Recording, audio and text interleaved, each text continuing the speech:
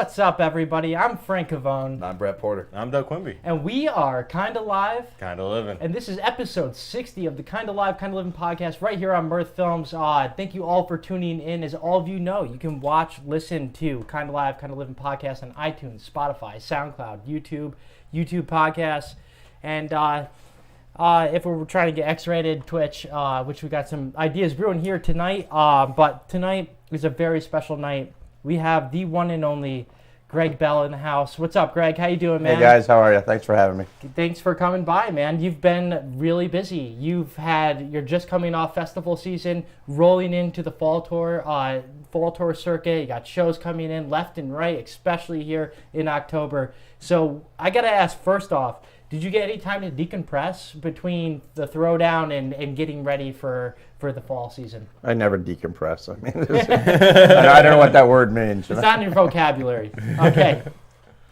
Well, yeah, we got a special show for you guys, and as all of you know, you can join in the chat, talk to Greg if you got questions.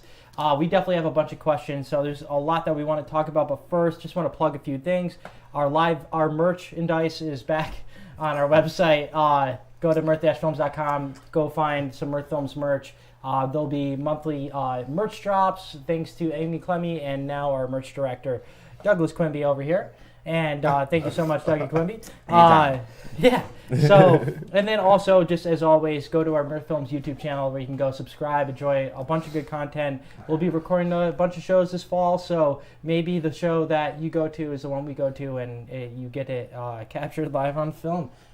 First off, just going off of just everything relevant, Greg. So you have quite the amount of shows coming at the end of October, and it's a variety of concerts. You have everybody from Enter the Haggis to Magic Beans to Melvin Seals to the Wood Brothers. And what I guess when you're planning a fall schedule, are you thinking about genre specifically? What bands are on tour? Like, what is your mind process in booking and getting ready for a season? I mean, unfortunately, most of it has nothing to do with me. It has to do with the agents, the bands touring, who's coming through. Agents call me and say, you have someone coming through at this time. What can you do? And I try to find a room. I figure out what room's going to be the best for the show. And we go with it. I mean, I've always booked a lot of eclectic type stuff. So, I mean, I try not to book too much similar stuff the same week, but sometimes it just happens. Like the last week in October, I have Magic Beans with Annie in the Water. I have Baked Shrimp with Timber Coup. I have Melvin that Wednesday. I have Wood Brothers on that Saturday. Okay, and, yeah. It's a crazy time, and unfortunately, October and April are my biggest months because a lot of the bands want to tour and get out before the winter, and in the spring they want to get out before festival season. So October and April on paper usually looks like it's going to be an amazing time, but then what happens a lot of times is the shows start to eat each other. There's only so much money to go around. You only have so much time to get out. So that's an issue, but I can't turn down something good. So Of course. And one of those bands that you brought up that have kind of like created this legacy for Halloween concerts, almost like Formula 5 created for Black Friday concerts, Baked Shrimp. Always have a new idea. Last year they did Spinal Tap. I wonder what they got brewing this year. What do you like about Baked Shrimp? I like Baked Shrimp because, first of all, they're the most polite band I've ever met in my life. I mean, they call me sir. They're thanking me every 5 minutes, which I don't get that part. But, I mean, I like them because they're not really a jam band. They're more of like an old school power trio that jams. Okay, yeah. And they're young guys. They have tons of energy. You can tell that they really love what they're doing. They're not doing it to make money. They're not doing it to get famous. They're doing it because this is their lives. And from what I understand, they've been doing it since like junior high. So really, junior high? That's what I think I heard. Junior high to high school, they've been together. So wow. I will say, those guys know how to party. Like, I remember being at 80K Fest this year. They played the Friday or Saturday, but then they just hung around. I don't think they slept. I don't think they changed their clothes. I was like... a lot of bands don't change their clothes. That probably makes sense. Where's the laundromat, Do you have that much time? You still got a sound check, right? I mean, a lot of bands and their riders have tube socks on it. They don't like that to watch. Nice. And now Wood Brothers is another band that you've had year after year, different times of the year. What do you like about them? I mean, correct me if I'm wrong, you used to book them at Revolution Hall? The first time I booked the Wood Brothers, I had worked with Medeski Martin Wood a few times, and their agent calls me up one night and says, Chris Wood has a new band with his brother, a duo. I need a show on Wednesday. And this was like on Sunday or Monday. So I called up Valentine's. They had the night free. I knew no one was going to be there, but Medeski Martin Wood were great. Chris Wood's an amazing player, so I figured, why not? And I mean, that night there was probably 8-10 people there. John Medeski, I think his wife was there, and a bunch of random people, and that was about it. I think the next time I had him was at Savannah's downtown Albany, which is a small room, and I did have him at Rev Hall, and I didn't have him for a few years, and we started putting him at the Palace again. So. I mean, they're great guys. I mean, they're great singers, musicians, great tunes. They're a lot of fun to work with. So yeah, and that's the thing. It's like, I don't know if it was 2017, 2018. They were playing the Egg. Then they made the jump up to the Palace, and just seeing them in that setting was awesome. Now this is coming totally as a left hook here, but you are known for drinking Budweisers. What is it? Why is it something you just want to have on brand? Or do you love the taste of Budweiser? What is the attraction to Budweiser beverages by Anheuser-Busch? I have to admit, in my younger days, I can tell you that I can remember the first Bud I ever had. It was out in the woods. We were like 15 years old. So we had gotten a 6-pack of Bud or something, or a 12-pack or whatever, and it was warm as shit. And it just tasted so good. It's like heroin. The first time is always the best. And I've been chasing that taste ever since, and I've never been able to get it back. Wow, okay. But early on, in my early days of drinking in Albany, I drank Miller's. And one night somebody said, you got to stop drinking that shit. Why don't you drink Budweiser? And I started drinking Budweiser. And I don't know, I like Bud. I can drink a lot of Buds.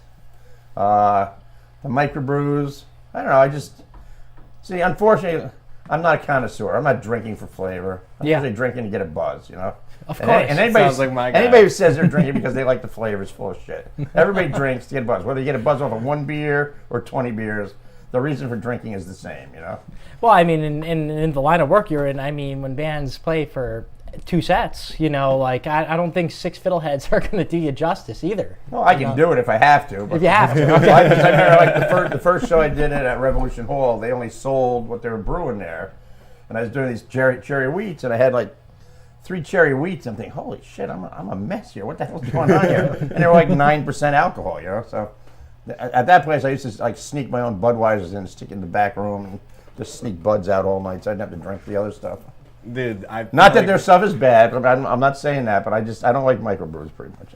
I feel like Frankie is you, or Frankie is you, in just the young version, sneaking in beers. You gotta have your That's PBR. it. I will say, actually, I'm not gonna give my secret away on sneaking in beers, but I don't want to. It involves a camera. So just to switch things up here, we had somebody actually comment in here. I guess there's some naked college stories. Would you feel comfortable talking about them? I have no pride. Okay. So what about these college stories? Okay, well, I guess probably the first time I was naked in public was at a party we did in Siena called Rec Day, and it started out. It was gonna be a Friday afternoon. We were all gonna cut class on Friday. There were 20 of us, and we're just gonna do acid and hang out and have fun, And more people got involved, so we decided we'd print up T-shirts as your ticket. So you'd hand in a blank T-shirt, we print them up, you pay $5 to get your T-shirt back, and we provide beer, weed, and food all weekend. So the first one, there was maybe 120 people. Second one, there's probably 500 or 600 people. Third one, we were up to about 1,200 people. People were hitchhiking in from all over the country for the thing.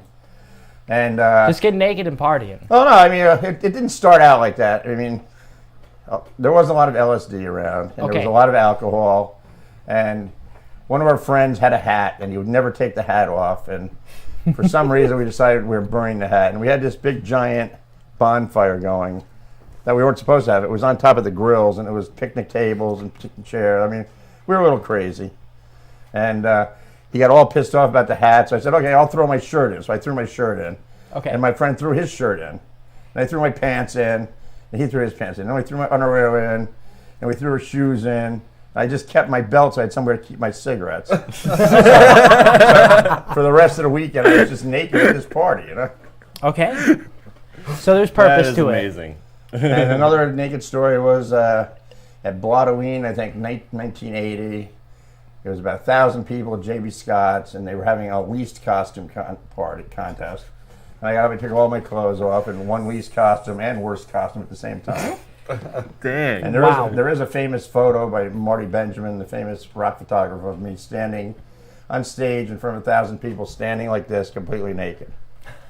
And at one point, Marty called me up and said, "Oh, I'm doing a show on Lark Street." He says, "I got a picture of you. Can I put it up?" And I'm like, I wasn't even thinking, I said, "Sure, So we go to the opening, and my kids were probably like 8, 6 years old. And we're walking around, and I'm walking around. All these people are like pointing at me and laughing. I'm like, I don't know what's going on. All of a sudden, I hear my kids, "There's Daddy!" And there's the big giant picture of me standing completely naked with a piece of duct tape over my dick. Oh my God. And I now have that in my office. He gifted me that. Oh my God. So I have to ask a question as someone who I've been to, I call these things Eyes Wide Shut parties. I went to one out in Schroon Lake, which is by the way, don't go there. It's just it's where Deliverance 3 would be filmed. But is it better in that moment to be hard or soft? Penis-wise? What kind of question is that? Nipples? Right. I think it's a good question. I mean, if it's I'm cold. assuming soft, because if you're hard, they're probably wondering what you're getting excited about. Yeah. Well, I'll tell you. What I'm getting excited about is talking about one of your first Grateful Dead shows, Greg. One of the things we got to talk about when we were doing the documentary and was your first experiences going to see the Grateful Dead while you were still in college. Oh, it's high school. High school, sorry. I mean, I should fucking know this. But seriously, though, being a fan of the band, listening to them somewhat, just because we couldn't get so in depth with everything, were you chasing a song at that point? Were you did you go to the show? You're like, wow, I'm so fucking happy they played this. What really, other than the culture, musically, is there something you're looking for when you're going to see a band that you love as much as you love the Grateful Dead? At that point, I didn't know a lot about the Dead. What was happening at that time, I was 17 in the summer before my senior year in high school. Stony Brook University, which was about 10 miles away from where I lived, was having all these shows, and they would have a 7 o'clock show and a midnight show. So I saw 10 Years After with MC5. I saw the Allman Brothers open up for Mountain and Allman Brothers' first Northeast tour. I saw Miles Davis doing the Bitches Brew open up for Santana, doing the Abraxas tour. So we were going to Stony Brook for a lot of shows. Okay. And it was around Halloween, and I was in military school at the time, so we were only home on weekends. But I went to school with a lot of people with some money, and they all had cars. And a friend of mine had a van, so we were all supposed to stay at a friend's house in the Hamptons. We're going to go to the Stony Brook to the show, go out to the Hamptons afterwards, and then go out for Halloween the next day. So Working Man's Dead had just come out that fall. So I knew Uncle John's band. And I knew, Casey Jones was what they were playing on the radio, but I didn't really know much about the band. The only thing I knew about the band was early on in teen magazines. You'd have pictures of Porter Revere and the Raiders and the Monkees and the Dead, and be, Date Bob Weir, Pigpen. They were trying to make them. Everybody was trying to get into these teen magazines, pushing most, which is sort of ridiculous. So I really didn't know a lot about the Grateful Dead, but we were just going to a concert, and luckily, that summer I'd worked at a beach working in a concession, and one of the guys who was my supervisor was one of the guys in charge of the concert board, so we would get $2 tickets, and it was $2 in advance, $3 at the door. So we just went, and what we'd found out is that if you went to the 7 o'clock show and you sort of didn't leave, you'd stay for the midnight show. So I remember we went in, we're at the 7 o'clock show, New Riders came on, Jerry playing pedal steel with the New Riders, then Dead came on. And around probably about 11:45 or something, they said, look, we're going to take a little break. So a lot of people outside want to come in. Why don't you just move over and let these people in? But outside, they were rioting because the Dead were charging $3 for a ticket. And people were screaming, the Dead have sold out, $3 a fucking ticket. Can you believe this? Oh, wow. So they just opened the doors and let everybody in. And for years, I thought that it was like a fake memory until a friend of mine sent me an article from the local newspaper talking about it. And it wasn't really a riot. People were just yelling and screaming, you know, trying to get in the room. But the thing I remember the most is the Dead went on probably around 8 o'clock, took a little break around midnight, and played till about 3 or 4 in the morning. You know, we were 17, you know, we had never seen anything like that. And when I went to college, a lot of the guys on my wing were Deadheads. And I mean, it just snowballed from there, you know. So that was going to be my follow-up question, and I mean, I don't know, like for Dougie and I, like when we started getting into this whole music community that we now love, it was from high school friends, and like Fish was a huge thing, and like, so it must have been nice to feel like, okay, I'm going to see this subculture band, and there's already people on my hall listening to the music. Yeah. And correct me if I'm wrong, they were all in sports? I was on the basketball wing. Okay, so I was on the soccer wing. But none of the people I listened to, and other people on my wing like jam bands. So it was like I was trying to fit in with the normie crowd, it just didn't work. And then like I found the monopole. So that must have been awesome. Like finding the route, like where you're going to school. Not everybody in the wing was Deadheads, but I mean a few were. Like my best friend, who I've probably been to my most shows with, he and I pretty much became Deadheads together, you know. And a couple other guys in the wing, you know. Back then, everybody had reel-to-reel tapes. You know, you didn't have cassettes or anything, so you'd listen to Dead on reel-to-reel, you know. And he had a big collection of that, so we listened to that. But there wasn't any subcultures back then. It was all rock and roll. Rock and roll. Like you went to a show, and literally, you could go see like Simon and Garfunkel, The Dead, and Black Sabbath in the same month, and the audience was pretty much the same people. I mean, people were going to see rock concerts. There was no metal, there was no this, there was no that. Everybody was going to a show, you know. And I think it was healthier that way. You know, now everything's broken up into little pieces, and people, I don't like that kind of music. You don't know if you like that kind of fucking music till you go to it, you know?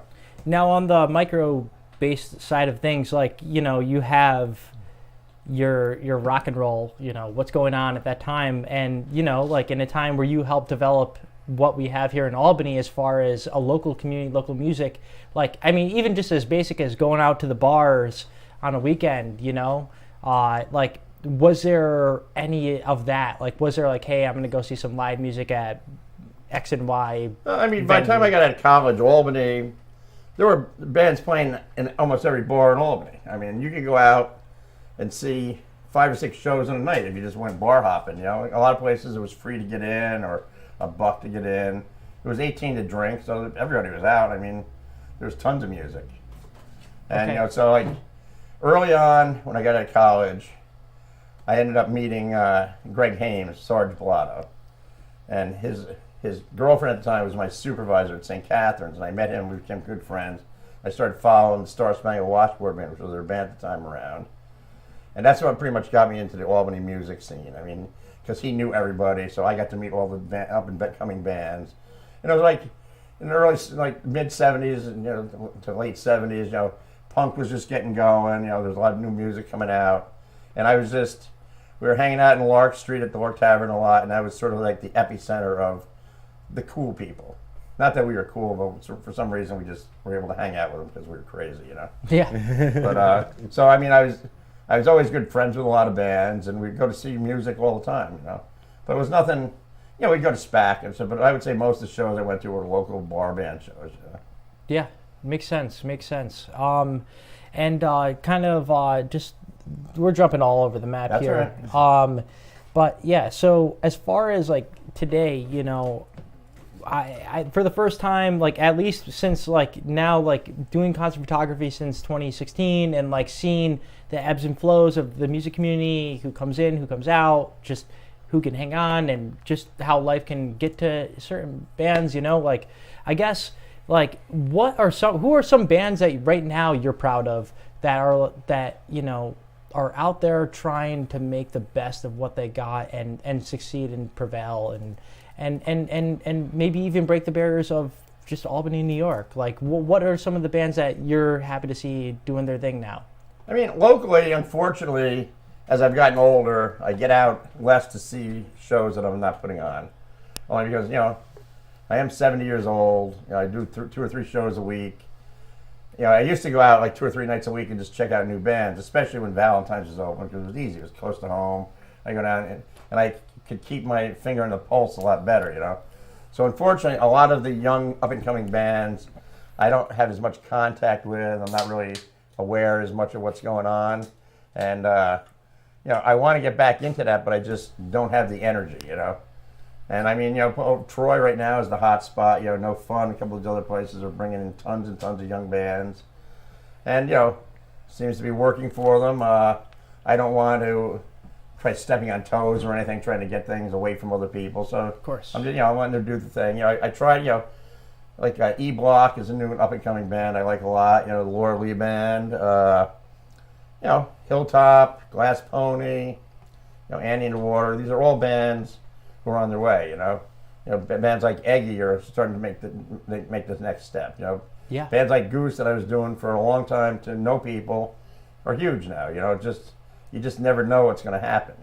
Right. I mean, yeah, it is kind of crazy to see, and I will say, like, just from, I don't know, I guess maybe more of like the marketing side of things, like seeing certain bands try, like a Hilltop, like they make it a thing to make their music and what they're doing active to their fan base that they're trying to build up. Or Laura Lee, just, yeah, like taking every chance she has. Band of L's, Laura Lee Band, Rock City Junction. Like, it's so cool that, I don't know, like in a time where Dougie and I, like, I mean, if it wasn't for Formula 5, like music-wise, like it would be like, we wouldn't, I wouldn't say we wouldn't be doing what we're doing, but like it definitely was like a kick in the ass, like, hey, this is really cool, our friends are doing this in Lake George, New York, we want to be a part of this. It was like the perfect transition from, like, I mean, I feel like our thing was like Fish instead of Grateful Dead, so it's like somebody showed us a couple Fish songs, and then we went to the Spat shows and whatnot, so that was like the transition from like the big band to like the local scene was Formula 5, and it just happened like some of the people that we knew were in the band, and it was just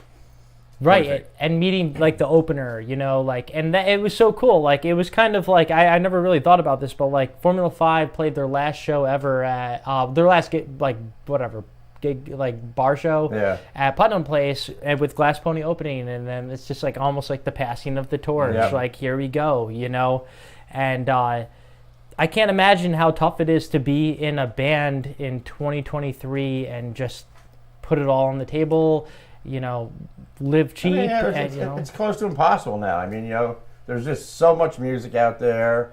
I mean, radio is not as big as it was. Radio could break bands. I mean, Spin Doctors, EQX broke Spin Doctors. I mean, Spin Doctors, no one really knew who they were, and all of a sudden EQX picked them up, started playing them, and they were selling out, bogeys like their first time in town, But I was lucky because I got into this at around the time where there was so many great local bands playing, and when I started out, I was not booking jam bands per se. I was booking a lot of alternative stuff, a lot of weird stuff, because I liked it. I love the jam band, I love the dead scene, but I mean there was so many other great music, around that I didn't want to get pigeonholed. But I got into it right at the time where Mo was coming up, and the Seed Pods were coming up, and Conehead Buddha, and Moon Boot Lover, and I mean, to be honest, I had a lot more fun at those shows because they were my people. There were people that I went to Dead shows with, there were people that I hung out with. But I mean, I really liked the alternative stuff too. And what happened was, as I started being pushed out of Valentine's at one time when a new owner took over, had to go to new places, and I didn't have as many opportunities to book things, so I started focusing more on the jam band scene. And that's why I sort of got stuck in this thing as I'm the jam band guy, even though I do a lot of other stuff when I can, Right. And now, okay, so let's take that. Okay, so we're talking about local bands, right? Mo, you told the story on the documentary on how they came, basically played to nobody and treated it like practice, right?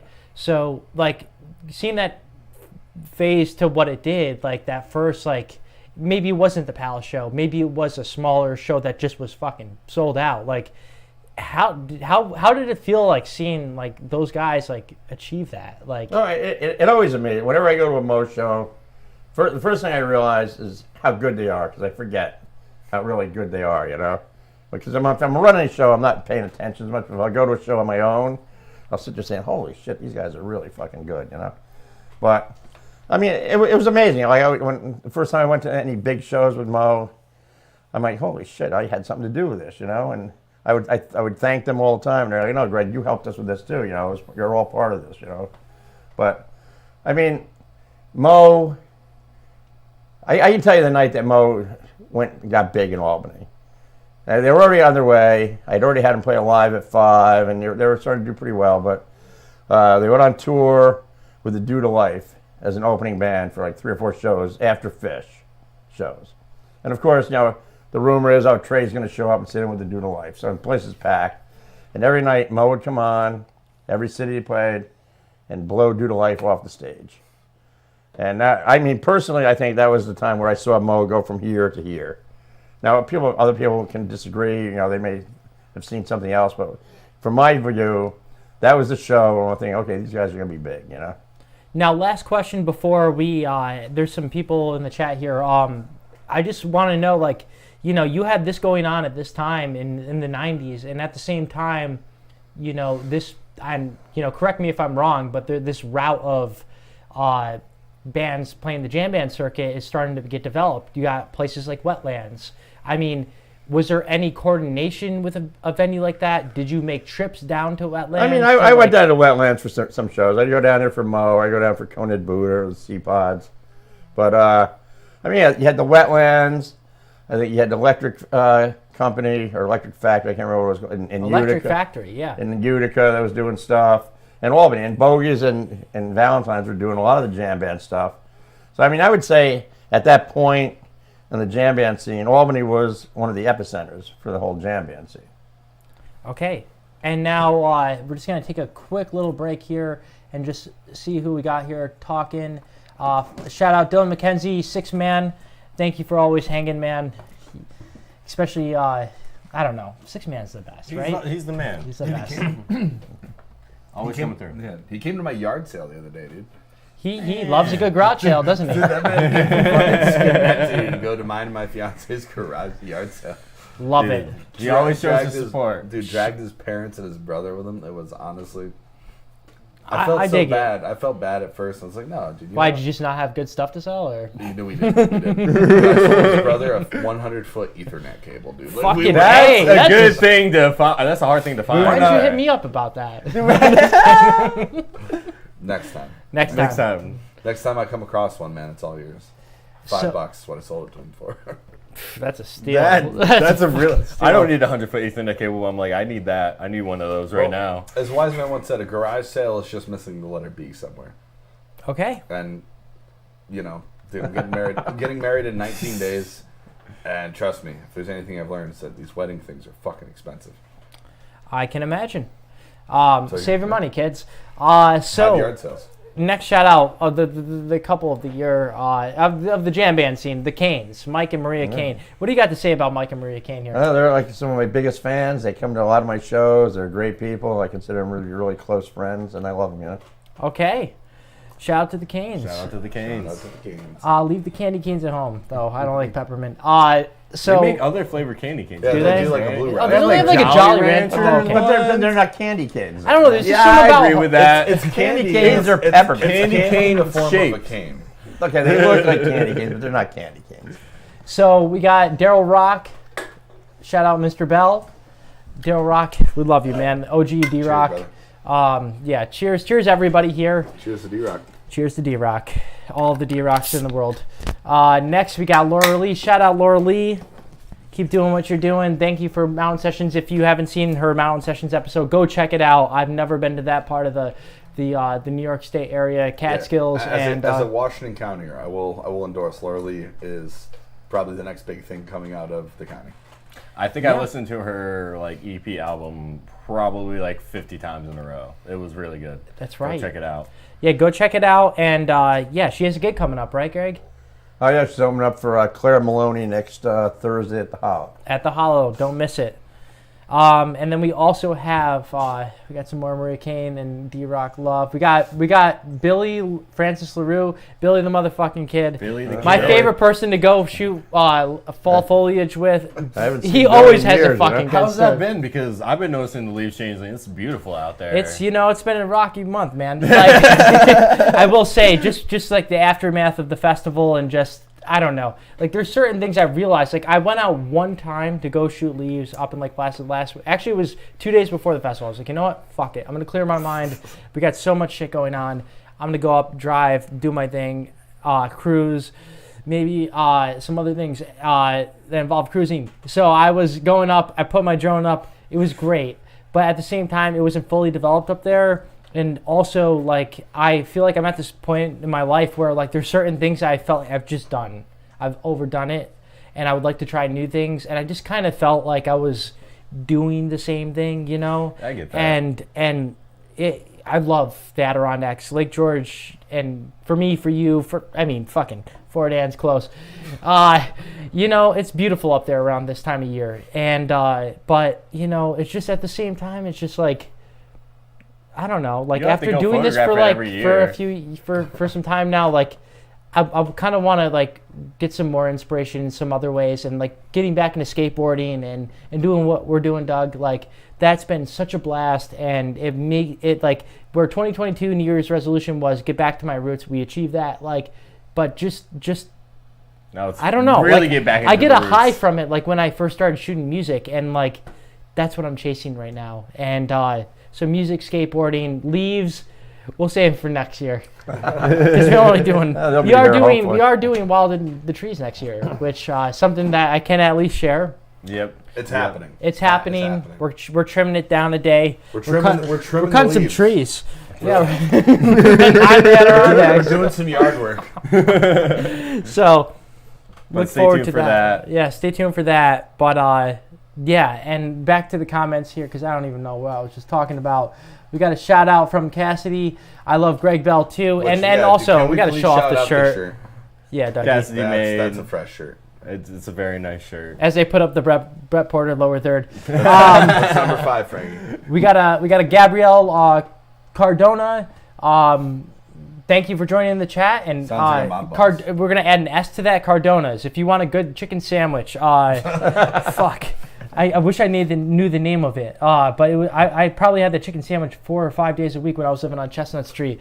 It was so good. If you want to even just like pre-prep, make a dinner, you can go and get chicken cutlets. You can go and get eggplant patties already fried. Like, hey, Chicken dinner- meatballs. Chicken meatballs, great sauce. If you don't know how to make your own sauce, go to Cardona's because I'll tell you that ragu shit won't quit. Which I do have a fucking rant. I do have a rant. Give it to us. And usually Hit 'em with we'll it. and in future episodes, I think I'll set up another camera for rant cam so we can do it the proper way from the kind of live, That kind of was a living pretty days. fun way. If you think I that think you got to go to your cam. You got to go personal on this. sorry, Yeah. if you think that Buca de Pepa is good, then you got to get with the program, man. Thank you. Because their sauce sucks. I will say, great for hosting big family parties. Wait, what place is this? Buca de Pepa. That's a chain. Buco de Beppi. It's a chain, yeah. I mean, Buca I de was Beppi. sitting here eating this chicken it's on parm Wolf thinking to Road. myself, Beppo. yeah, I don't know. you don't need to It doesn't remember. matter. It doesn't All matter. right. I had So, it once but- in Vegas. I was hammered. It But was so not this great. is my thing with Buca de Pepa is Well, he's not saying it right either. is basically that they're They don't deserve that. it's like pronouncing the last name. Who gives a shit? You know what I'm saying? Like, but what I didn't like about it was like the sweetest sauce. I don't think any right Italian would ever make their sauce as sweet as they do. Like, I could have mistaken it as, hey, I'm sitting in the line in high school. I want a chicken patty on the bun. You know what? Why don't you sprinkle on some mozzarella cheese on that too? It was garbage. It was trash. Don't go there. Save your money. Go to Cardona's. Get the pre-fried stuff. And fry that right in the pan, and it just won't be as bad as what I had. Or you can actually make your own, you know. You can just You make could it. also I do make my that. own sauce. It's cheaper, but Way cheaper than going there. I was just really taken back. I was like, I really had like I sat For in an silence. Italian for a like bit. Francois I was Pavone, sitting there that's like disrespect. I was cutting this rubbery chicken. I was like, shit. I'll have to make Olive Garden might be better. Have you try my sauce. I would love to try your sauce, which is something that I would love to talk about right now, which I do have to just keep on going with these chats. We got Amy Modesti in the chat, one of the most dedicated press people in the area, waving the flag for Spot 518, which is awesome. But yeah, shout out to Billy LaRue. That's where we started talking about the Leaves. I love them. Huge Goose fan. Then we got Marcy Dunnigan, Cardona's best subs in town. Okay, we got some people agreeing here. And then Amy Modesti, the fall foliage is beautiful in the Adirondacks. Glad that Wild in the Trees is returning. Great interview, Greg. Thank you, Amy. And then mention me once in a while. Yeah. So that's. I heard your cooking's pretty on point, Greg. So all right, you want to make a meal to impress. What is your go-to meal? Like, hey, I will die on this hill with this meal. My meals are all comfort foods. I mean, that's my okay. Beef stew, short ribs, meatloaf, spaghetti, the usual, you know. Marilyn makes the mac and cheese. I don't make the mac and cheese, but you'll have to come to the Martin Luther King party. I make about 10 different entrees. I feed probably about 150 people that night, and you get to taste a little bit of everything. Okay. So, you know, that is returning, the Martin Luther King party. Yes, it's coming back finally after, we had one year we couldn't do it because of COVID. Last year I couldn't do it because I had femoral artery surgery the week before, and Marilyn told me I couldn't do it. Okay. Well, good reasons. Now, you know, just with things returning, you might as well just set the record straight here right now. Starts with a B. I can't remember. Something stock. Bellstock? Bellstock, that's right. There is a rumor that Bellstock will be back one more time. So. One more time. One more time. Now That's a skater's last try right there. So I do not have that much experience. Zero compared to what you do, but like I will say, I was dead set in going into Wild in the Trees, never doing it again. What is it? What's that one more time thing? Like, what makes you want to do it? Like, people bitching at me for not doing it again. Relatable. Basically, the last Bellstock was Bellstock 5. Now we're up. The next one will be Bellstock 24. Because what would happen is by Sunday, you know, every year for years and years I'd have bands on Sunday. And every year I get up on Sunday saying, why the fuck do I have bands on Sunday? Just leave. Everybody just leave, you know? So now we don't have bands on Sunday anymore. But usually by that Sunday, I'm done. Because it's very stressful. I mean, you have to worry constantly about the weather, the town board, you know, somebody getting too fucked up and getting hurt. I mean, there's just so many things to look at, you know? So I'm usually, like I'm the one last Bellstock a couple ones ago, it was like 100 degrees, and I'm sitting there, and I'm sweating, and I'm tired, and I just was not having fun, you know. And a lot of my friends weren't able to come that year, and I'm like, now why am I doing this? So I was not going to do it again. But what'll happen is I'll go up to the East Jewett, and sometimes I go up on my own on a nice spring or fall day, just sit out in the field, smoke bones, drink bud, maybe take some other things that help me along, and I'm sitting there looking at the field, thinking, oh, you know. It would look really good with a bunch of tents and people in it. The more fucked up I get, I start posting pictures of the field. And once I post the first picture, it's done. Now, when you approach something like that compared to Throwdown, like, do you feel like there's more leeway? Are there certain things that you want to achieve versus a Throwdown where you're helping another entity? I mean, the main thing I try with Bellstock is to keep people away. We don't want a lot of people. You know, we want to keep it small, you know, family oriented. So what's your ideal number? Officially, 200. Safe number. It's a really good number. I mean, yeah, sometimes we get more than that. Sometimes we get no. I mean, we always get more than that usually. But I mean, the town and I have had a long and stressful relationship because there are certain people who don't like what's going on. Even though after 23 Bellstocks, we've never had an arrest, we've never had an injury, we've never had an ambulance call, we've never had anything go wrong at all, you know, and we let the locals in for free, and no issues at all. But for some reason, there's always a couple people who complain about the music. So, well, you know, it's changed a lot. I mean, Bellstock 2, we had 35 bands on it. Bellstock 3, we had like 35 bands. Now we're down to about 20, and probably this year we'll go down to about 15. Just the bands play maybe 2 sets instead of 1. Nothing on Thursday nights anymore. Nothing on Sundays. Just compressing it a little bit. Because, I mean, the reason we've had no issues is because everybody knows somebody. They're either friends of mine or friends of the band or people I see at my shows all the time. And, you know, if somebody's wasted and needs help, they have friends to take care of them. You know, we don't have to deal with, say, hey, go take care of your friend, put them in a tent for a while, chill them out, you know. So we have no issues, you know. And the throwdown is very similar. I mean, the throwdown, luckily for me, a lot of the Eastbound Jesus guys take on a lot of the work, so I don't have to do as much for that. But, I mean, both shows, I mean, this year I think we had 1 meeting for the throwdown. I mean, we had 1 meeting, then you start emailing people and calling people. We have people in place, you know. We have the porta-johns, we have the lights, we have the sound, everything's already in place. All you got to do is call somebody and say, okay, this is the date.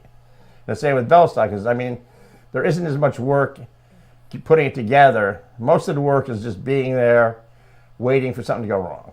I mean, that's the biggest stress about festivals, you know. So would you say that the first one's the most important one with establishing, like, hey, all I got to do is call? And this is something we experienced. Like, it's like calling Rob for the stage, like, yo, like, we already been through this before. Like, is that what it is? Like, establishing it first, and then well, I mean, it's been established over the years. I mean, you know, the first few, it was not as organized. And, like, you know, the second Bellstock on Friday night, I had Conant Buddha, Amish Sea Pods, and Mo. And Mo was just starting to take off, and we had a lot more people show up than we planned. We didn't have enough security. People were just coming in through the woods. I mean, that year, there probably was about 1,000 people there. I had a beer truck with 50 kegs in it, because that was part of your ticket price. But I guess somebody found out that I didn't have a liquor license, so the distributor was not going to sell me the beer. So I got this little store that was in East Jewett that's, you know, probably twice the size of this room, ordered the 50 kegs, and they wouldn't give me a beer truck, so I rented a U-Haul, picked up the picked up the U-Haul here, got 10,000 pounds of ice in the U-Haul, drove down, loaded all the kegs into the truck, put them in the garage, covered with straw and ice, and just kept bringing them out all weekend, you know? Nice. And that was a crazy one. I mean, the cops came 3 times, and the 3rd time they came, they said, Mr. Bell, if we come back again, you're going with us. So Mo was on. I went up to Al. I said, hey, you got to play like a couple more songs and get off the stage. They're going to arrest me if you keep playing. And Al says, could everybody wave goodbye to Greg? He's going to be leaving us pretty soon. And they played for a while more. But luckily, I did not get arrested. That's good. But that was a straight. And so after that, you know, I had to get a permit for a couple times. And since about Bellstock 5, I stopped getting the permit, and I just keep the numbers low and just keep it nice and chill. I stopped thinking that it was a money-making thing. I just did it as a party, you know, so. Get your friends together. Yeah. Yeah. Speaking of friends, family, I mean, we got Frank Bell in the house. Shout out from your brother, Frank. Okay. I didn't know you had a brother, Frank. I have many brothers. I'm the oldest of 10, so. Well, you got a Frank. That's all that matters. Frank's down in Florida. So, Greg, first, before I ask any questions, you guys have any questions for Greg Bell? Yeah, actually, I got one that has nothing to do with anything we've talked about. You've been married for a while. And I like to, 36 years. And I do like to ask a lot of people I know in my strange circle that have hit those milestone years. I'm 19 days away from basically like the biggest life change I've gone through so far. Any advice, man? Like something? Anything, please? I don't know. I mean, I got lucky. You got to pick the right person to be with. You know? I mean, Marilyn pretty much lets me do what I want to do. She can do what she wants to do. Sometimes we do stuff together. Sometimes we don't. She's very laid back. She's probably one of the most popular people in the music scene in Albany. Way more popular than me. She's a fucking hoot. And, you know, she's an amazing artist. She does all my posters and stuff. She's very supportive. And, you know, she loves music. You know, I met her at a bar, you know. I mean, you just, you know, I got lucky. You know, not everybody's as lucky as I am. I mean, a lot of my friends would say, how are you able to do this? How are you able to get out of the house? I'm like, I usually say, well, Marilyn, I'm going out. I'll see you later. But, you know, since the kids have grown, I mean, she's not, you know, she works from home. You know, she comes to most of my shows now, so. That's cool. Awesome. And now, just along with that, like work-life balance, like that's something that is people always want to achieve, but just ain't possible. have you ever reached like even close to that? Like, hey, I'm gonna like. I mean, I'm sure I don't have a family, so I don't know what it's like having other priorities. But like making time for family. I mean, you basically just give up sleep and rest. I mean, like when I first started out for the first 10, 15 years, I was teaching, I was doing shows, I was coaching soccer, I was going to soccer games, I was going to my kids' band things at school, I was going to parent-teacher things. We did it. There was nothing that I didn't go to because of music. I mean, I can remember telling somebody how Steve Ford was at Savannah and say, hey, I got to leave for 2 hours. I got my kids playing in a concert tonight. I would just tell bands, okay, I'll be back in a little while. Don't worry, but I got to go to my kids' thing, And, you have to have priorities and making sure that your family is taken care of and making sure that your kids are seeing that you support them is very important, Yeah, absolutely. And now we have some people saying here, let me just read this back just so I don't read it wrong. Yeah. Marilyn Bell is an amazing woman, and she can definitely saying drink. that, Marilyn? Yeah, and D-Rock says that she can definitely drink Greg under the table. Is that true? Marilyn is usually the last one up. I mean, okay. There's been many a night. Okay, most people, if they came home at 2 or 3 in the morning, shit-faced, their wives would be bitching at them. My wife is up watching TV, drinking wine, and would sit up until like 5 in the morning drinking. And I'm like, Marilyn, if you were a normal life, I would probably add 10 years to my life. Why can't you just be like normal? Bitch at me and make me go to bed, Bell stock, she's always the last one up. Throwdown, she's always the last one up. She's an animal. She is, and it took me long to realize. Catskill Mountain Jubilee, I was definitely like, man, I don't know if I can hang with the Bells tonight. I can't hang with her sometimes. I can't go to bed. There's many nights I'll go to bed and she's still up. Well, it's good, though. You need that little kick, Yeah. But, I guess just some other questions, going forward. I mean, Guthrie Bell Productions, 30 years in the tank, 31 going 31? on. Yeah, we're done. Finished up. Well, 31 will be... I'm in the middle of 31 right now. Middle of 31. I mean, I guess, what are some things that maybe you still would like to achieve? And maybe that isn't on the Guthrie Bell production. Maybe that's just a personal life thing, I don't know. I mean, I keep threatening to retire, and I keep thinking about retiring, and I keep planning, okay, well, this is the date I'm going to tell everybody I'm going to retire, and then I get an email, oh, so-and-so's coming through at this point. I'm looking at the calendar saying, well, I want to be retired by then. Well, I can't turn this show down. Right. And I can't turn this show down. I said, well, I'll retire the next year. So the music's just got to get way shittier. No, I mean, I basically, I have to find somebody that I can pass it on to. If only I could think of someone who's like, I don't know, maybe I don't know, sneaking beers into shows. Sneaking beers and- I don't want that life, Greg. His own Running a festival. podcast. See, the problem is, unlike most promoters, for 19 years that I was promoting shows, I was a teacher, so I had a good salary, I had good benefits, I had summers off, I had vacations, so I never had to worry about living on what I made from promoting. And now I have retirement, Social Security, so I don't have to live on what, if I had to live on what I promote, I'd be dead. I would have been dead 20 years ago. I mean, I don't make a lot of money. I mean, a lot of my money goes back into the community. The bands get paid, the bars get paid, hotel. I mean, there's a lot of money coming in that I don't see, but it doesn't really matter to me because I don't give a shit. I don't have to not pay my bills because of it. I don't have to worry about anybody in my family. You're not living off your passion. Yeah, I mean, it would be nice. It'd be nice to say, oh yeah, I make enough money to cover my bills, but I don't, and I don't really care, because if I had to do that, it would be even worse for me, I don't think I could handle that kind of pressure to know that my mortgage is coming due or something, and I lost money in a show and I can't pay my mortgage. I don't, and also, there's been times where I've had shows. There's been 2 or 3 shows where I've lost like 30 grand, and I've just taken out loans to pay it off, Yeah. I mean, I don't ask anybody for anything. I do it on my own, and I make sure that everybody gets paid no matter what. And if I get paid, it's a plus. I mean, if I could do every show and break even, I'd be a happy man. That's all you need. Yeah, absolutely. And then just a general question. There's been a few of them for me so far at this point, but realistically, the greatest band that never was. That's like something I've always wanted to like flirt with the idea of making a documentary on. Is like just seeing this great ass band. You're like, wow, and like you've brought it up in the documentary. Like there's tons of them. I mean, tons of them. But like for me, the greatest bands that never were, two of them I can name off the top of my head while I'm thinking about it: Backup Planet and Rack, and it just, it just like it's a shocker. And so for you, like, has there what bands, if like, and it's, I know it's a lot to think about, but like, what bands have you just been like, damn, this band had? I mean, Moon Boot Lover is the one I always go to because Peter Prince was just such an amazing talent, and the band was amazing, and.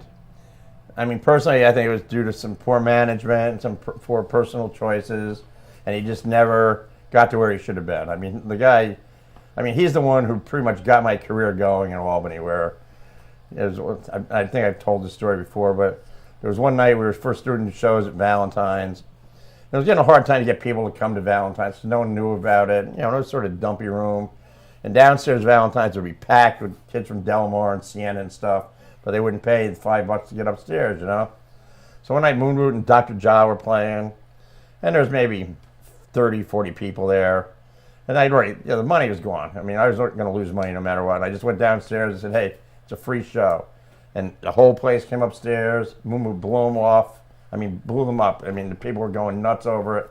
And from then on, I'd have Moon Boot come in, and the place would be packed. Then I'd get the C-Pods, and then I'd get Yoke and Conehead Buddha, and everybody's packing the place, And it was that one show. If I had said, okay, I'm not going to let people in for free ever, the other night for a show, I didn't have a good turnout.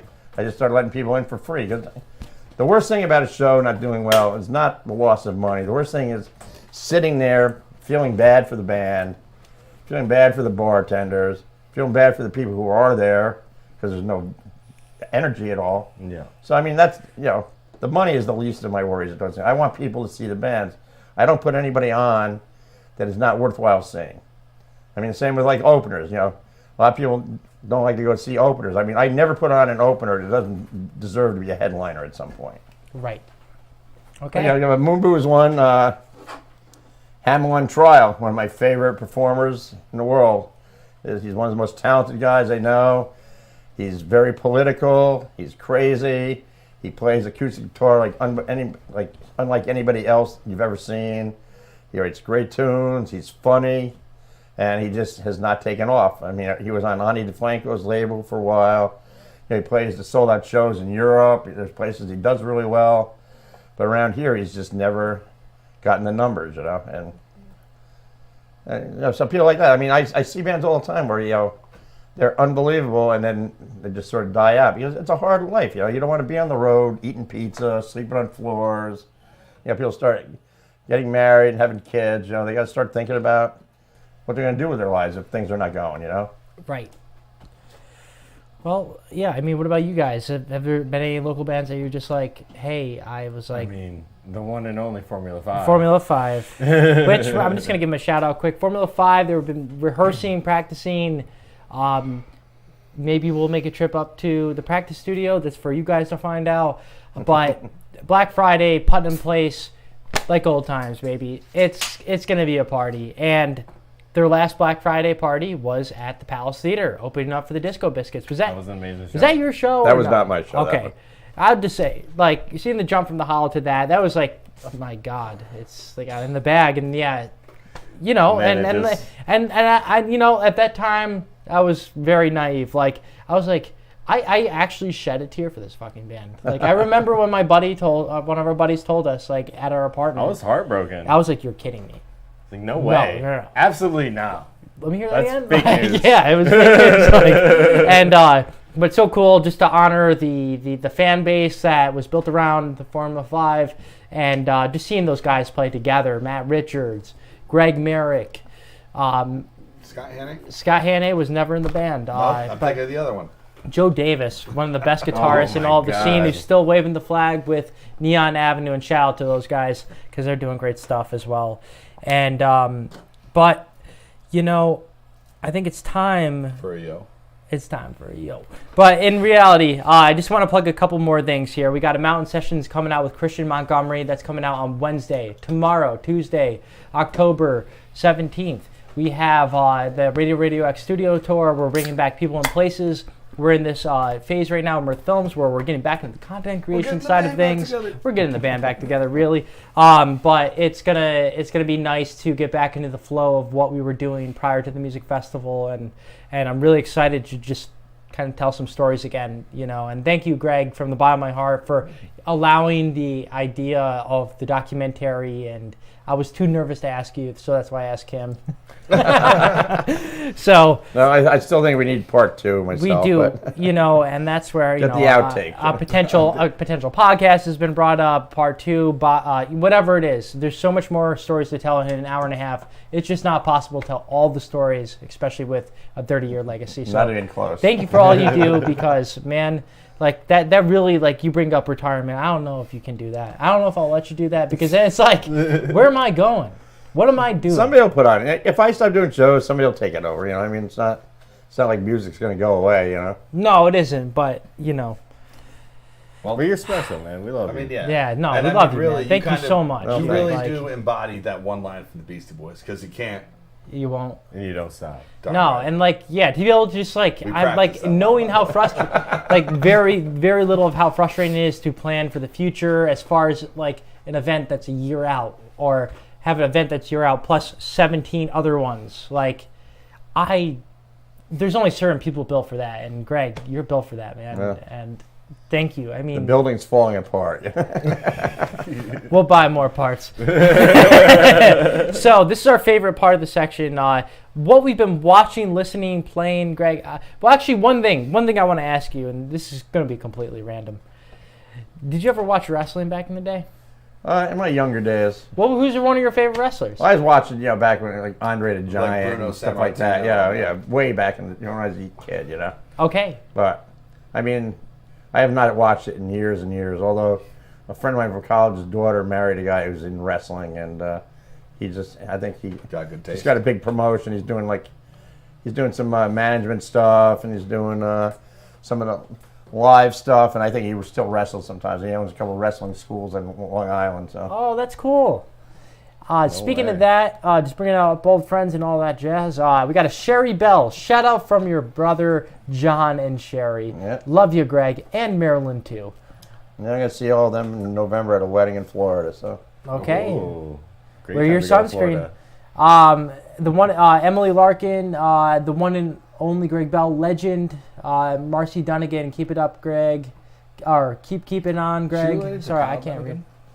If she is, I hope she's time for it. And just now, we got one from it says Steve Mink. Steve Mink. Shout out to the legendary SM Mink, and props to Steve for going and starting his own Minimal Mondays under the bridge, just like the Red Hot Chili Peppers song "Off Blood, Sex, Sugar, Magic." I don't even know I know that. I think it's blood The sugar references. Blood, Sugar, Sex, whatever it is. You It's know a great that album. I know you The love one it. that's not Stadium Arcadium. Yes.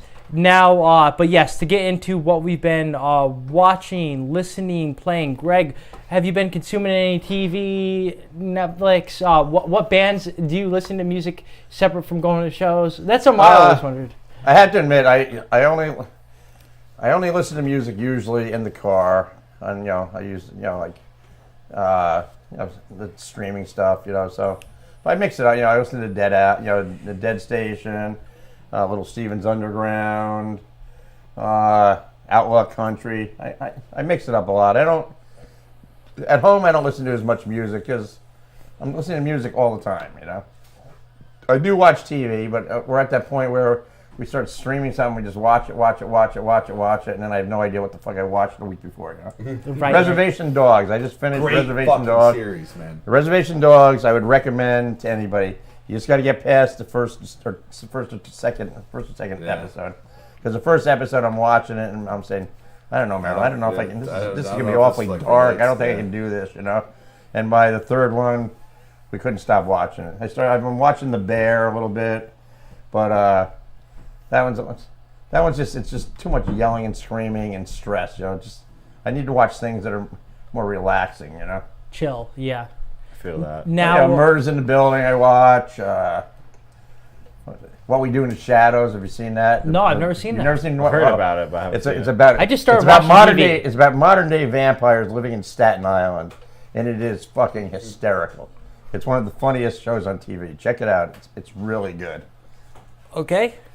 We got some murder mysteries to Yeah, watch. I'm about to go home and watch Honestly, that it's a right great now. way to go to sleep Dude. for me. I fall asleep. Well, You fall asleep with nothing going in you like pitch black, no sound. I'm still terrified. if I when had to slept watch over. TV though, when I'm going to sleep, it would be Forensic Files. And Some about it. I don't know. It's like, oh It just man. lulls you to sleep. I could That's a sleep great with some show. good I do need to mention Eastbound Jesus here because I have not mentioned them yet, but those guys are an amazing band. I mean, every time I see them, they get better and better. You know, they put an amazing festival on for the Eastbound Throwdown. You know, I think the Eastbound Throwdown this year, we had no real headliners, and we still pretty much sold the place out. You know, so you can put on a festival for people who just want to see music and hang out with their friends and still be successful. You know, you don't have to get major headliners and paying out all this money to get people to come. Yeah. Because if you put on the right festival, they come no matter what. I mean, just to have a crowd of people singing your songs, like word for word, and having that noble side of things, like, hey, I don't want to be this big thing. I want to just be a farmer. And every band they bring is I'm amazing. not saying you know that's I what mean? they do. I'm just saying, like kids dream of being rock stars. They Those dream guys to- don't dream that way. I mean, I wish they had because I'd be rich right now. Shout out Eastbound Jesus, and we have officially 6 sets edited from this year's Eastbound Throwdown, so expect that on the Carl Anderson YouTube channel, because that's where all the Eastbound stuff lives. Shout out to Carl Anderson. So I didn't even know about that. Yes. Because And, I'm only their manager. so what about you, Fresh? What have you been consuming? What have you been putting in your ears, your eyes, and your sticks? I just watched the new Haunted Mansion last night, the Disney one with Lakeith Stanfield and all that. It was all right. I don't know if they were trying to bite on like the other one too much or not. It was funny. One watch through is all that you need for that. Other than that, I've been actually getting into American Horror Story. I've been watching a few different seasons of that, like 1984 was the one, Coven, Apocalypse. I don't know. I've never really been into scary stuff because, like, if I watch something scary, then I cannot sleep that night. But I found out it's a lot more suspenseful than scary and gory. So And that's what it's all about, you know. Suspense is where it's all about. I can handle suspense. Maybe, like, now that I think about it, I can handle, like, a lot of, like, scary shit. So maybe I'm just... You got the tolerance built up. Maybe It's like having a blue moon, right? The first one is delicious, and Which one the is second that one's again? even better. American Horror Story. No, the beer. Oh, Blue Moon. The Yeah. one that's, it has the moon that's slightly blue tinted. Thank you. Blue Moon. Which one? What about you, Bretsky? Wayne Bretsky. Oh, dude. Oh, yeah. My native friend Kyle. So Kyle is a full-blown Mohawk from the Akwesasne Reservation. He told me to watch Reservation Dogs because I found out I'm like the teeniest, tiniest cunt hair of Blackfoot. He's like, dude, you'll relate to this. I'm like, no. But a great series, and I love it. No, it is really good. It is. Dude, some tearjerker moments in there, man. Oh, yeah, definitely. But it's been a while And, since I you know, watched character development. I mean, yes. it was sort of like Schitt's Okay. Creek. I mean, it took me a while to get into that, and it went from here to here But yeah. over the years, you know? But So yeah, I don't want to quite say Reservation Dogs to me was a slow burn, but the first two, yeah. Once you get out of like the second half of season 2, it really just it hits its stride. yeah, no, it was great. It was great. But as of late, because I only watch TV now, basically in like that gap of time between having dinner with my fiance and going to work, Golden Girls. We are hell bent on finishing that fucking series. Yes. Golden Girls, they're pretty funny. We are on the tail end of season 4 right now. Stanley just got remarried to someone, and Dorothy was very upset about it, and then she wasn't. Stanley. Stanley, no, From Marvel? No. So Stanley, different different Dorothy, Stanley. So Beatrice Arthur plays a Dorothy Sabornak in the series. Ooh. Yeah. So believe it or not, one thing I learned actually, Estelle Getty, the mother, Sophia Petrillo, was actually the youngest of the Golden Girls. Yep. Crazy. But yeah, so Golden Girls were still on that grind. terms of music, been getting into Tower of Power again. Okay. My cousin Davey bought me a ticket to Jazz Fest forever ago, and I was like, dude, these brothers have been playing since 1968, like, and they're not dead. No. Like, thoroughly impressive. There's not a lot of them still in the band. No, I mean, no, but some of them are. Yeah. Yeah, it's like going to see Quiet Riot at Live at 5. Dude, it's like going None to of them. see what band is. Quiet Riot sold out Cahoes the other night. Yeah. Did they really? I mean, I didn't go to it, but I mean, You know, great I've song heard by things. Quiet Riot. Not to overstep it. Which one? Come on, Feel the Noise or Bang Your Head? The Zoo. You know a Listen. third song. I do. I fucking do. But, hell yeah. It's a great song. In terms of listening, yeah, Tower of Power, Tribe Called Quest, because I'm always a sucker for old school hip hop. Yes. And then playing. I actually, over the last like 48 hours, so you obviously know Karate Kid, like we all do. We're not in that. Never seen it. Okay, well, it's this guy, Ralph Macchio. Of course. Like George New York. I know. Ralph Macchio, who owned property in Fort Anne, New York, was actually our neighbor for a while. Really? Well, he owned property. He didn't like fucking live there. Do you teach Fort you Anne's. some techniques? Dude, yeah, no, What song? I accidentally What grabbed his. I accidentally grabbed his mail once, and he hit me with like a throat chop. It was pretty crazy. Understandable. It's a good way to wake up. I mean, And then he was like it's your trying to wake mail. me up with that drum thing. No, maybe we're not the generation for that. But I see a drum, burn a so drum, either way, kids. so where I'm getting with this is the game I've been playing is an obvious rip off of Karate Kid. It's called Dan the Man. Okay. It's a mobile game, but you basically are trying to like prevent like robot overlords from taking over a simple village. Honestly, gotta say, great time killer, very fun. And I endorse a lot of mobile games because there's no emotional investment in it. It is a time killer, because you have 17 minutes before you have to do something, and you can play it, and it's fun. Okay. And that's been taking up a lot of my life, and it's a fantastic game. Wonderful. That and Brawl Stars, a game by Supercell from the creators of Clash of Clans. I'm now like top 1,000 in the world in Brawl Stars. It's not something. I guess to be that's proud something to of. brag about, I guess. You It's need not. something to It brag shows you about. how much the random pockets of free time I have. If I'm not making cocktails for someone, like I bartended last night. I had an hour and 10 minutes uninterrupted to fucking just to play on my phone.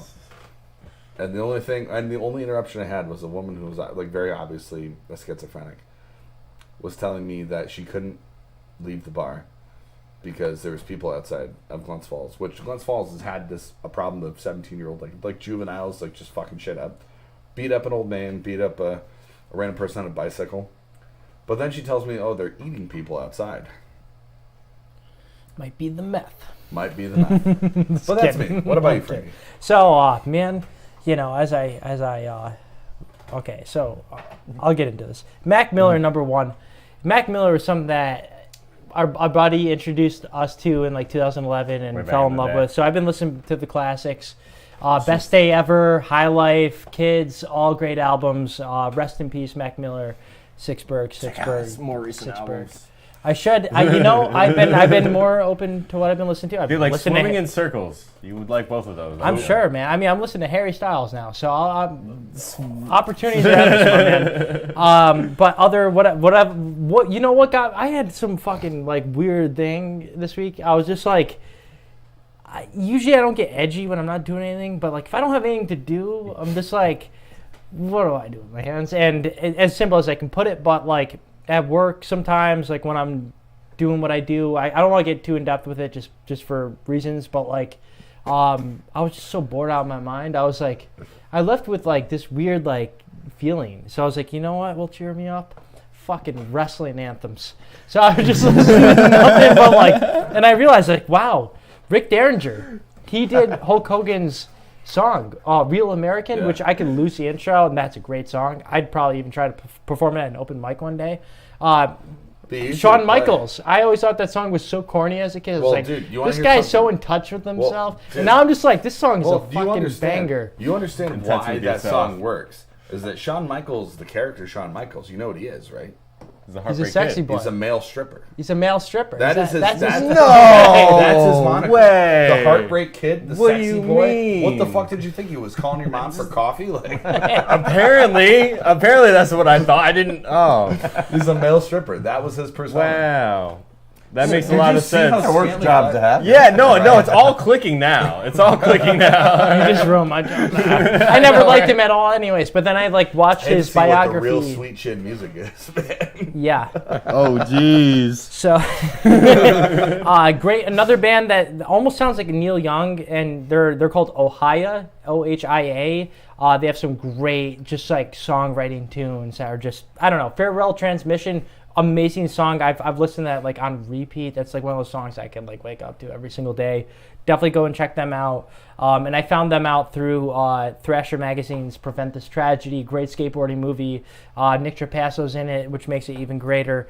And some podcasts. Raw Talk, Jared Polin is out there right now photographing the Philadelphia Phillies for the World Series. And it's cool to see like behind the scenes with all that. He's one of my go-tos when I'm buying gear. And he's from Philadelphia, and he kicks ass, and he's been one of my biggest inspirations ever since I started shooting photography and really knowing what I'm doing. So I listen to his podcast every single week. Raw Talk, don't miss it. Also, Kind of Funny Games Daily. When I can't play video games, I do try to stay up on the video game trends because I do feel like it's a big importance in today's entertainment. So that has been cool to get the updates on, and shout out to Xbox for finally closing the deal with Activision. Hell yeah, now we're going to finally have some new Tony Hawk games, baby. Sounds like a fun to me, but It does, but it wouldn't benefit the people who buy Game Pass. Watching the only show that matters, Love is Blind. You got to check it out. It's on Netflix. dude, it's so fucking lame. I like it. I think it's a great show. The reunion was kind of lame, but the series finale. I'm not into watching TV. Honestly, I didn't start watching TV until probably like midsummer. Dude, you and so I was Taylor- just let like, Ricky have this. No, let me have it. but And also this. you and well, Taylor start a fan club together, dude. okay, we Good. will. We'll stand and die on our hill. I'm about to get into this. Also, I just fucking watched this movie. This ghost movie. Go. Somebody could whisper it to me right 13 now. ghosts. It involves Sixth Sense. the Marvel character who plays the Falcon, but it's basically like this ghost who is like up in this attic, and like it's his family buys his house and then like makes money off this ghost that they see via social media, content creation. Like 21st Century Ghost movie. That sounds fun. It's pretty damn good. I was like, wow, I compared this to Haunted Mansion and like the entertainment side of things, but still, you'll get a jump here and there. And then lastly, I haven't been playing video games at all. I unfortunately, my life has not allowed for that time, but I was like, you know what? I'm so fucking sick of like these long ass games, and I beat Tony Hawk's Pro Skater like 8 times this week. What do I play? One of those I don't days. have time for video games. He says prior to that. Well, like leading up to Wild in the Trees, I was like, we're getting Mike Ganson's Pro Skater, which we didn't get. I was like, I'm gonna play something. I know. I had to listen to a live Tony Hawk's soundtrack after that. Yeah, and so there's this game called Hi-Fi Rush, which is on Xbox if you have Game Pass and subscribe to it. It's free to play. Go check it out. It's one of my favorite games since I've played Cyberpunk, which is one of my favorite games of all time. So go and check that out. But other than that, it is time to plug some things before we get off and running with this. First off, Greg has a ton of shows, and if you're in the capital region or you're traveling from the Northeast, or hey, you're from another country and just Albany, New York sounds pretty fucking entertaining. I'll tell you, the last week of fucking October, man, I don't know how you're going to get through it. I will.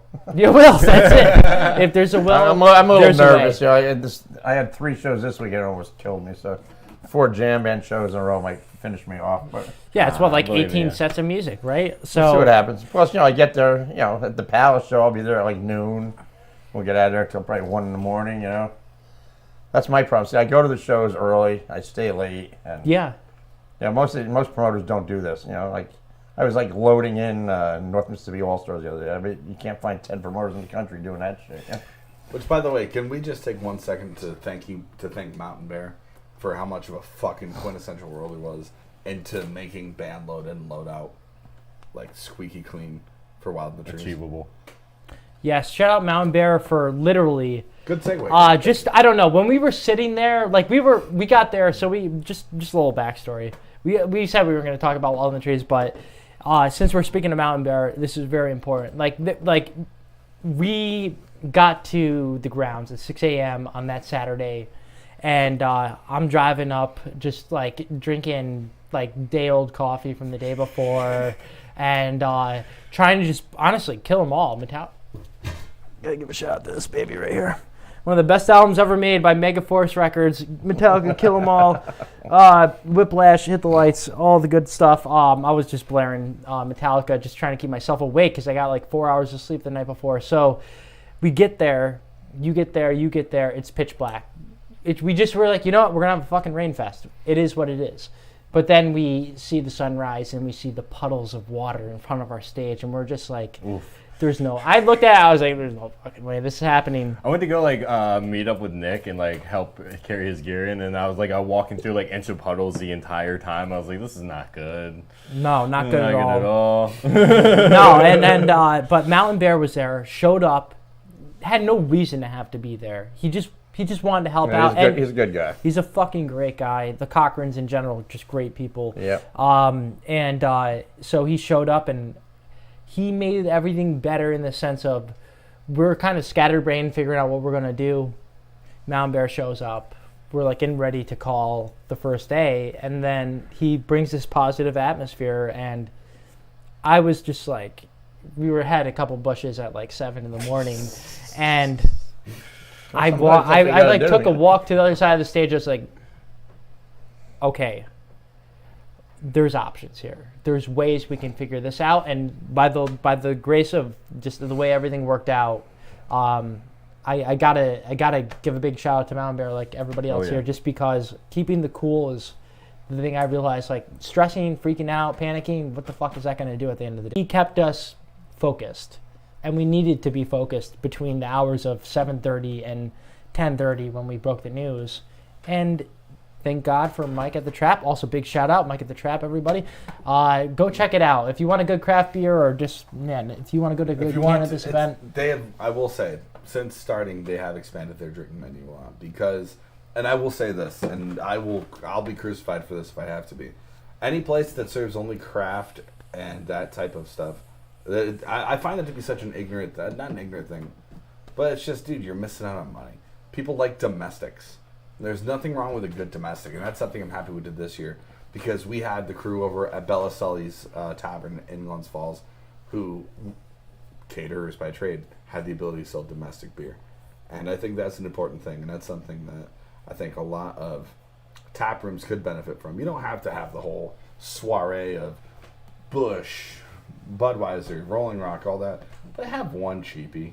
Is that a lot to ask for? No, most places should. I mean, that's a big problem. There's a lot of beer snobs out there. Yeah, exactly. I mean, I've been to places where I didn't know what kind of place it was and asked for, like, a Bud. And I thought they just showed me to the door. You know? Now, very quick, you can sum this up in, like, 10 words. What's your opinion on Busch? I have no opinion on Busch. Okay, that's better than a bad opinion. All right. If you like Busch, drink it. I mean, I don't give a shit. Okay. All right. The one thing I don't understand is where does fucking Bud Heavy come from? It's Bud and Bud Light. There's no Bud Heavy. It's just Bud Light. It's the Bud Light drinkers, man. Yeah, that's only really the Bud Light drinkers calling it Bud Heavy because they're like, don't give me that Bud Heavy. First time somebody said, Bud you want Light. Bud Heavy? I'm like, is that a new beer? I tried Bud Heavy. So all the hype's about at least. So yes, we got just a busy last week. We got Magic Beans. We got November's looking pretty good though too. Also, we got a lot of stuff. What's going on in November, Greg? Let me put on my reading glasses that I now have because of cataract surgery. The cheaters. On November 4th, we have Moon Hooch at the Hollow. Okay. Which is always a great show. We have Super 400 on the 10th doing Led Zeppelin 4. At Cahoes. Oh, they're doing so, huh? E-Block at Cahoes, or at the Hollow on November 10th. Runaway Grooms and Nimbus at the Hollow on November 11th. Runaway Grooms, they're like a jam band out of the Midwest. They're really cool. good. Blue Star Radiation with Alan Roffermo doing mostly acoustic. Yes. Eggy at Putnam Place on the 17th. Ooh. Glass Pony on Wednesday, Thanksgiving weekend. at the Hollow. And What? I didn't know about that. It Sorry, hasn't that's been- my favorite band. It hasn't been announced yet. Okay. So it'll be announced this week. And You just announced it. okay, it's announced. And then Neon Avenue at Putnam Place on Saturday at Thanksgiving. Saturday, Awesome. Neon Avenue, and who else? Or just The them two Neon Avenue, sets? yeah. Okay, so fucking Thanksgiving's gonna be awesome. You got Oh, you yeah. got some glass pony on a Wednesday, turkey, mashed potatoes on a Thursday. You got Neon Formula Avenue. 5 on a Friday, and then you got 2 days of Joe Davis. I mean, come on, how fucking awesome is that? If you're lucky, man, have some time on the weekend to go home and do some stuffing with the missus, and you're fucking set. I Hey, yo. okay. I tried to say it with a straight face. I think it's time for a yo. But as all you fellow Mirthlings should do, definitely go and check out our Mirth Films YouTube channel. If anything helps us, it's going to hit subscribing on the Mirth Films YouTube channel. We're at 1943 for So subscribers. We're getting there to Great year. 2,000. We already said we're going to do it. Brett's going to get his tattoo, and then we're off to Ass a tattoo million. before the end of 2023. I believe it. I believe it. Can I hit one more show up here? Absolutely, Greg. Okay, next Thursday I have this woman, Claire Maloney, who used to be in Dead Grass, who's started her own band. She's opened up for Robert Plant House and Krause. She's opened up for Phil and Friends. Wow. She's not well known, but she is unfucking believable. And Laura Lee is opening up for her. And I'm giving a money-back guarantee on the show. If you come to the show and you don't think this is some of the best shit you've seen, I'll give you your money back. What day is this? Thursday, next Thursday. Next Thursday. Thursday. 19th. When is Enter the 19th. Haggis again? I don't Enter the Haggis is on the 20th at Co's Music Hall. Great, upbeat, sort of crazy Celtic stuff.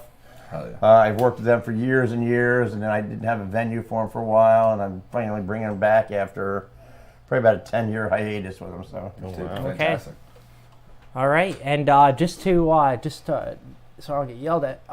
Mom, thank you for the haircut. I love you. And then Sean McCarthy. One time, Greg told me he was going to ask the footage from a secret EBJ set at the drive-in show. A lot of us want to see that. Guess what? If that's the one that What is it? What is it? it's a secret drive-in COVID show? show that Eastbound Jesus did. Oh, I If- know. if- Dave Eamon did one. If you want to watch that, it's on the Mirth Films YouTube channel, buddy. Oh. So Sean McCarthy, go and watch that. But I do want to just plug a couple things. Also, Angelina Valenti, one of my favorite up-and-coming female musicians here in the Capital Region. Over the summer, I got to do a music video with her at Schenectady County Community College, and her voice is so beautiful that literally it brought a tear to my eyes. Like watching this video and like cutting it together, I was like, that was the first time I ever felt something like that. And it's just the notes she was hitting, and just like her. I will say, like Mike and Maria Kane, you're a fucking rival, because Angelina and her boyfriend, I will say, like they're just such great people together and create this energy that pours into the rest of the band, and just seeing that just is magical to me. And so big shout out to Angelina. October 19th, Running Through the Trees, her music video drops. Definitely go and check it out. And then also, as we said earlier, we have merchandise now, and for us, it means nothing more than just, I don't know. It just means a lot to see, like even at 80K Fest now, or just certain places, like seeing people rep the Mirth stuff, like. Dude, we That's had a crazy Mirth to see. family at Gen Fest. The It was Mirthlings. adorable. The Yes. baby Mirthlings. My We had the goddaughter. Mirthlings. My goddaughter has the only known Mirth Films onesie, and I'm biased because it's my goddaughter, but goddamn, she looks so fucking cute in it, Kids are the best thing to sell merch with, man. right? And flyers. Put little kids out there and flyers out, everybody takes them. Bribe them. That's right. So, as all of you know, you can watch, listen to the Kind of Life, Kind of Living podcast on iTunes, Spotify, SoundCloud, YouTube podcasts. I mean, shit, we're trying to make it easier for you. And, I mean, if we go over 10, I don't know how we're going to count. Nah, I don't think there's enough platforms out there. But, Title? Is Title still a thing? Amazon Music. Guys. okay, Amazon Music, if that's a thing, we'll make it a thing.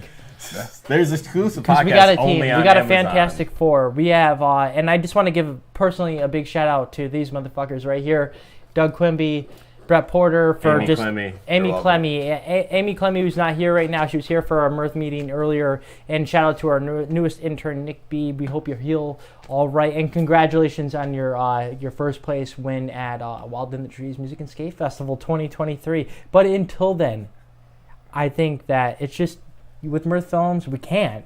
And you won't. And you don't stop. That's it. Mirth Films, episode 60 of Kind of Life, Kind of Living podcast. Thank you so much, Greg Bell, for coming Thanks on. a lot. I'll be making out to some of the shows sometime soon. It's been a while, and I just can't wait to get back into the rhythm of things. Well, And, it's always good to see you, Frankie. It's good to see you too, man. Thank you so much, and we hope you have a great fucking night. Have a good one.